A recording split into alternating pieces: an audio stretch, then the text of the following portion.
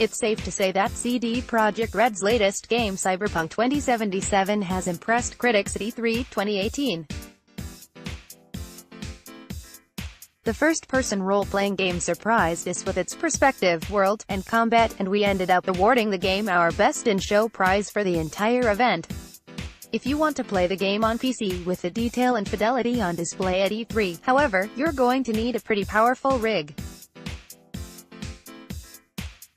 CD Projekt Red revealed the PC specifications used during its E3 2018 demonstrations in the Cyberpunk 2077 Discord, and replicating them won't be cheap.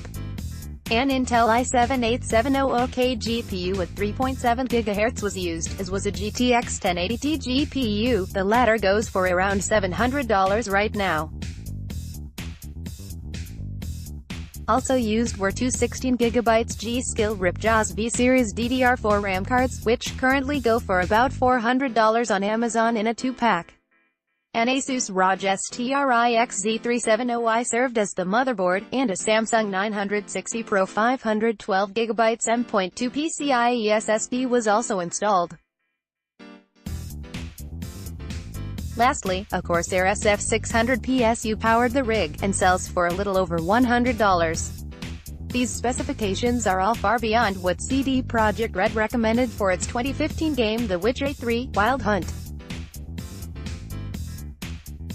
That role-playing game needed only 6 GB of RAM and a GTX 770 GPU with 2 GB of VRAM in order to run at optimum performance. With Cyberpunk 2077, however, CD Projekt Red is capable of running the game at much more impressive settings, and it has us wondering if the game is actually going to also release on the Xbox One and PlayStation, or if it's secretly being developed for their successors.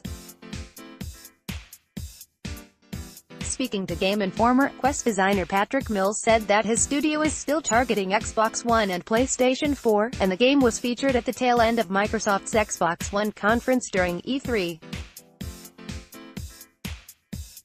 If the next generation consoles are just a few years away, we hope Cyberpunk 2077 also releases for them, as we would like to get an experience similar to what high-end PCs can offer. Of course, by that point, the specifications provided above will seem like nothing. It's a never-ending chase for a perfect machine that will never exist, but perhaps the chase is more important than the finish line.